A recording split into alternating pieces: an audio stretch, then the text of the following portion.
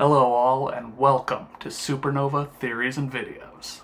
Today I want to be diving deep into the Harry Potter community on a topic that is unknown to this day, and one that people's perception of is way off on, and that is what is the actual process for making a Horcrux. For those of you who need a refresher, a Horcrux is a dark magical object that a wizard uses by splitting their soul and binding it to that object or living being to prevent them from dying. But if you clicked on this video, you probably already know that. But on the off chance that this is your introduction to Harry Potter, first, I'm honored to introduce you to it, but I'd also recommend starting with a different video on my channel, maybe the Quidditch one, because that one's a lot more fun. Today's, it's gonna get pretty dark. Now, the actual spells or steps it takes to make a Horcrux has never been brought forward. You know, the closest we've ever gotten to a canon explanation is Rowling saying that it involves a spell and a series of horrible things that are too terrible to say out loud.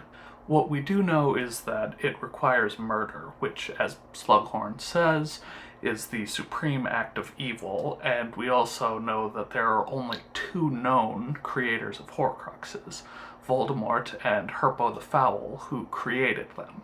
So with very little to go on, people have theorized how you actually make a Horcrux, and the most common theories usually involve cannibalism or somehow defiling a corpse.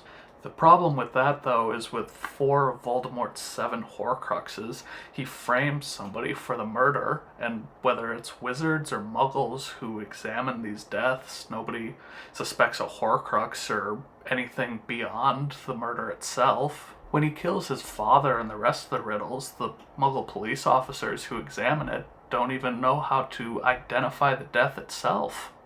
The police had never read an Otter report. A team of doctors had examined the bodies and had concluded that none of the riddles had been poisoned, stabbed, shot, strangled, suffocated, or as far as they could tell, harmed at all. In fact, the report continued, in a tone of unmistakable bewilderment, the riddles all appeared to be in perfect health, apart from the fact that they were all dead. The doctors did note, as though determined to find something wrong with the bodies, that each of the riddles had a look of terror upon his or her face, but as the frustrated police said, whoever heard of 3 people being frightened to death? So whatever the process is for creating a Horcrux, it can't really involve defiling their body after the fact because it would show up in an investigation. But, you know, if you continue with that thought process of going beyond the usual evil, maybe instead of defiling a body, you're defiling somebody's soul. And I don't just mean how murder rips apart your soul in Harry Potter. I mean going beyond that, to defile a soul by denying it a natural death. And by natural death, I mean, like, you know, you die, your soul leaves your body, goes through the veil to the beyond. So what we're looking for is a series of spells that can kill you, take control of your soul, and subject it to an eternity of unnatural death. Or to put it another way, torture.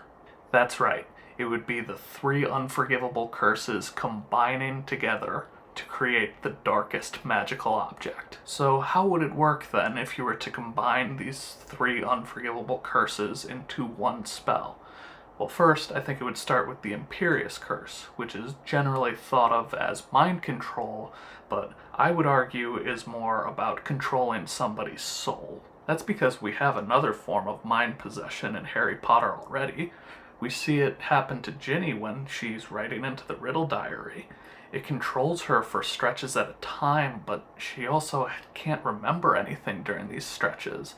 When we see the effect the Imperious Curse has on Barty Crouch Sr. and Jr., they're under its control constantly for months, even years in Junior's case, but they still remember things that were happening while they were under the Imperious Curse. Also, how the Imperious Curse is used by and against Harry kind of shows that it's different than mind control or legitimacy even, you know. Snape describes reading the mind as complex, that the mind is not like a book, so when we look at the experiences that Harry goes through, the Imperious Curse seems simple. It's giving commands like run or jump or hide. And even fighting it is more like, Nah, I don't really feel like it.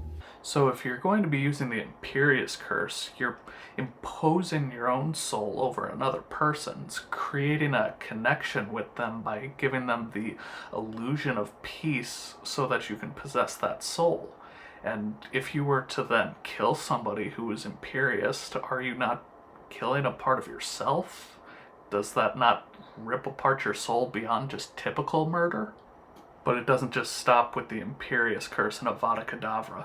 You have to subject it to more. You have to want to possess their soul and torture it for eternity, to not let them have the dignity of being able to move on, as you take their soul, put it into a vessel, and the piece of your soul that is in there with it will overpower it from now until the end of time. And that's what's up. I forgot everything you said before Rectum! So what we have here is a spell that combines all three unforgivable curses that I think is pretty easy to say goes beyond the usual evil, as Dumbledore would say, to create a spell that, the closest in the wizarding world that we can see to it is the Dementor's Kiss. Except in some ways it may even be worse. They say that you can live without your soul.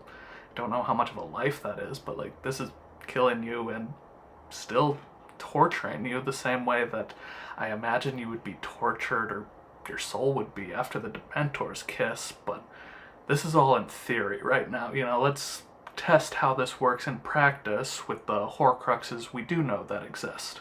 So we'll start with Voldemort's first Horcrux, the Gaunt Ring. So we know that he kills the Riddle family as he's creating this Horcrux, and he frames his Uncle Morphin for it.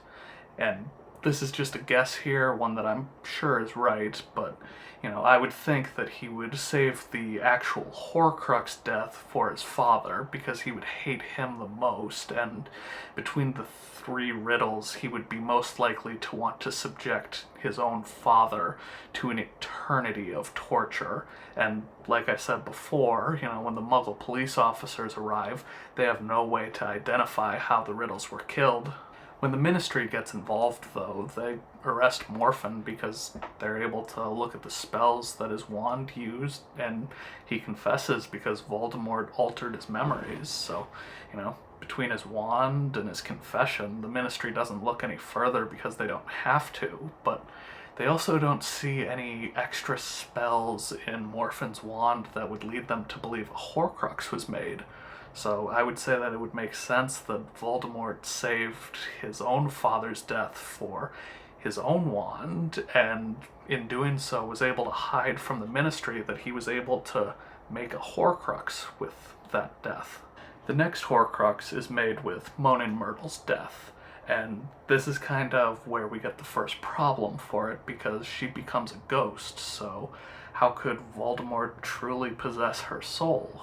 Isn't her becoming a ghost kind of proof that he doesn't truly possess it? And while I would say yes, that is true, but he also doesn't kill her himself.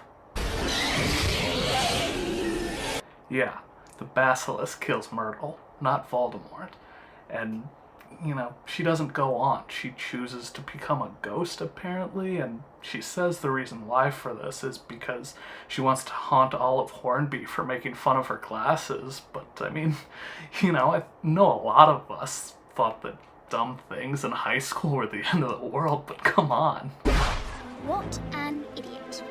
To me, it makes sense that Voldemort wasn't able to do a full version of the spell because he didn't kill Myrtle himself, but we know that he ends up turning the diary into a Horcrux, so he must have been able to do some version of the spell.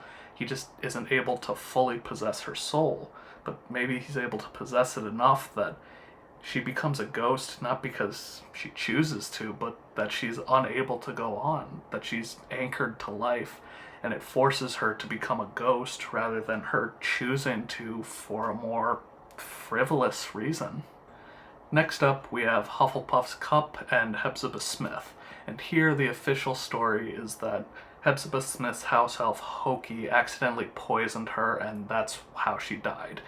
And Dumbledore himself is even not able to get any memories from Hokey about what really happened, but he is still able to get from her memories that Tom Riddle was there and establishes a motive for why he would want Hepzibah Smith dead, so why doesn't the Ministry ever even look into if Avada Kedavra was used? I think this one just comes down to racism at the end of the day. I mean, Avada Kedavra doesn't leave any sort of mark, so what probably happens is you have somebody from either the Department of Magical Creatures or law enforcement show up, see a crying house elf confessing that they must have accidentally poisoned their master, and then think something along the lines of, "Oh, stupid house elf, this is why we enslave them," and then just go on with their day. Voldemort doesn't even bother to remove Hokey's memory of him being there, so this must be something that's pretty easy for him to count on. I mean, you know, if there was any kind of investigation, you would think, like, hey, we have this memory, Tom Riddle was here, and we have a motive. You know, there's enough to investigate him on at the very least, you would think, but right after, he runs away and Tom Riddle is never heard from again. But if that's what happened, then why is his trophy still in the trophy room at Hogwarts, you know, for special services to the school? You would think at the very least that, you know, being suspected of murder and then fleeing would mean you'd want to get that away from the students who would maybe look up to this Tom Riddle.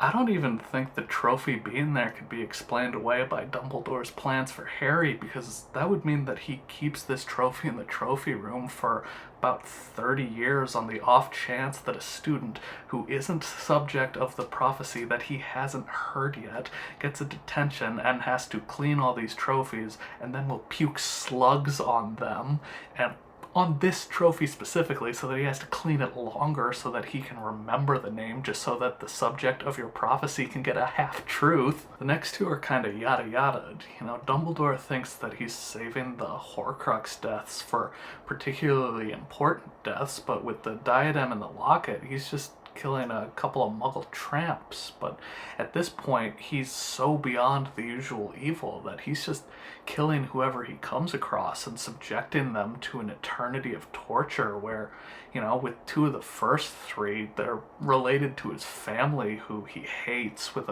enough passion that he'd want to do that to. The next Horcrux is a little more difficult because it's an unintentional one. It's supposed to be with Harry's death when he's a baby, but you know, the spell rebounds because of love, but at the same time, that final spell that Voldemort uses also rebounds, but that doesn't split his soul at the end, he just dies. So he must be doing something extra where his soul is already starting to be ripped apart, and then just because, you know, he gets hit with the Avada Kedavra too, there's nothing to control the soul, so it latches onto the one living thing in the room because that's what it was trying to do in the first place. And Voldemort's final Horcrux is Nagini, and he uses Bertha Jorkin's death to create this final Horcrux. Now, to do the spell as I have described it, he would need a wand and a body, which he doesn't have at the end of Prisoner of Azkaban. But we know he has both of them after Pettigrew escapes, because in the beginning of Goblet of Fire, in the very first chapter, he is able to kill Frank Bryce himself using Avada Kedavra. This does also help explain the difference between possessing minds and possessing souls, because in Fantastic Beasts, Nagini is portrayed as a sympathetic character, but by the time we get to the events of Harry Potter, she's described as the closest thing that Voldemort has to a friend. And it's very out of character for Voldemort to have friends, and I can't see him caring for her before she's a Horcrux, but, you know, at the same time, if he's turned her into an extension of himself, then how can he take over? Because a split soul is very weak, unless he's using Bertha Jorkins' full soul plus his soul to completely overtake Nagini. Now, I don't know what the value of a Maledictus' soul is while in animal form, and particularly while it's permanently in animal form at that, but, you know, let's say it's equal to a wizard's soul here, just because I can't see why any disease would make you less of who you are. You know, if Nagini has 100% of her soul, and then Voldemort then has Bertha Jorkins 100% plus whatever, you know, whether you do the halves for it on his Horcruxes or each one's like an eighth at this point, you know, he does have that 100% plus whatever is there to overtake the bit of soul that is Nagini. And that is how I think a Horcrux is made, by combining all three unforgivable curses, not to mutilate the body, but to mutilate someone's soul. And the more of them Voldemort makes, the more he goes beyond the usual evil, from killing the people he hates most, to killing random people he comes across, to trying to kill the most innocent among us, and damning them all to an eternity of torture. So that's my theory for today. Let me know what you think in the comments down below. Does it go far enough in what we have been told about Horcruxes to this point? Honestly, I don't even think Rowling ever came up with anything for it herself, and, you know, the whole story of her publisher getting sick hearing it sounds like just marketing to me. But, you know, if you liked the video today, that phrasing's weird, if you like the idea of eternal torture... Stop it. Get some help. But you know what I mean. Just want to lighten the mood a little. This was a pretty dark video today, so if you enjoyed this theoretical explanation of how to make a Horcrux, drop a like, subscribe if you want more like this, and I'll see you next time on STV.